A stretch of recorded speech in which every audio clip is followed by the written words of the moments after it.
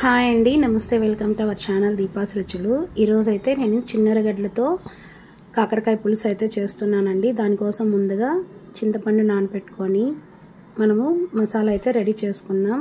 ఇందులో ధనియాలు, ఉద్దిపప్పు, కొద్దిగా జీలకర్ర, శనగపప్పు కూడా వేసుకొని ఈ విధంగా అయితే వేయించుకోవాలండి. కొద్దిగా నువ్వులు, పల్లీలు కూడా వేయించుకొని వీటిని అన్నిటినీ చల్లారాక మిక్సీ అయితే పట్టుకోవాలండి.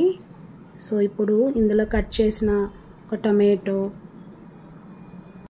అవి చల్లారేలోపు మనము కాకరకాయలను అయితే ఫ్రై చేసుకున్నాం. ముందుగా ప్యాన్ పెట్టుకొని కొద్దిగా ఆయిల్ వేసుకొని కాకరకాయలని ఈ విధంగా కట్ చేసుకున్న తర్వాత బాగా వేయించుకోవాలండి. ఇవి వేగుతూ ఉంటాయి. ఈలోగా మనము మిక్సీకి అయితే కారం రుబ్బుకోవాలి.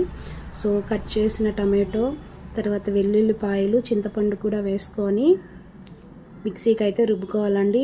ఈ విధంగా కాకరకాయలు వేగాక ఇప్పుడు ఇందులో కట్ చేసిన చిన్న ఉల్లిపాయలను కూడా వేసుకొని ఒక 2-3 నిమిషాలు బాగా వేయించుకోవాలండి.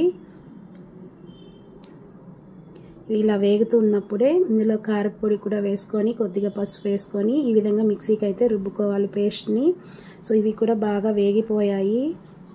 సో చాలా క్విక్గా అయిపోతుందండి. ఒకసారి ఇలా ట్రై చేయండి. కాకరకాయ సూపర్ టేస్టీగా ఉంటుంది. సో ఇప్పుడు మనము మిక్సీకి రుబ్బి పెట్టుకున్న ఈ కారాన్ని కూడా వేసుకొని మంటని మీడియం ఫ్లేమ్లోకి అడ్జస్ట్ చేసుకొని మంచిగా పచ్చివాసన పోయేంత వరకు వేయించుకోవాలండి ఈ కారాన్ని. సో మీలో ఎప్పుడైనా ట్రై చేసింటే కమెంట్ చేయండి. సంగట్లేకి సూపర్గా ఉంటుంది, చపాతీలేకి కూడా అస్సలు చేదు ఉండదండి. ఈ విధంగా ట్రై చేయండి. సో ఇప్పుడు రుచికి సరిపడా సాల్ట్ కూడా వేసుకొని మళ్ళీ ఒకసారి బాగా వేయించుకోవాలండి పచ్చివాసన పోయేంత వరకు.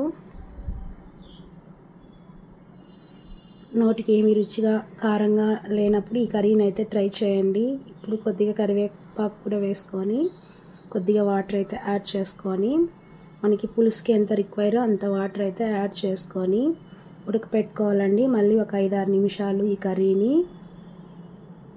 సో ఫైనల్గా ఈ విధంగా కలిపేసుకొని మనము ఉడికించుకోవాలండి కాకరకాయ పులుసుని.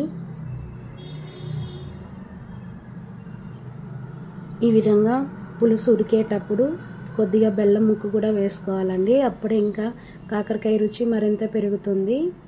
సో నాకు ఈ క్వాంటిటీలో అయితే చాలండి కాకరకాయ పులుసు. సో కర్రీ అయితే రెడీ అయిపోయింది. ఫైనల్గా కొత్తిమీర వేసుకొని మనము కూరని దింపేసుకున్నాము. అంతే అండి, ఎంతో సింపుల్గా క్విక్గా అయిపోయే చిన్న ఉల్లిపాయలతో చేసిన కాకరకాయ పులుసు అండి. ఒక సర్వింగ్ బౌల్లోకి తీసుకొని అన్నంలోకి వేసుకొని తింటే సూపర్ టేస్టీగా ఉంటుంది. Please subscribe our channel Deepa's రుచులు. తప్పకుండా ట్రై చేయండి.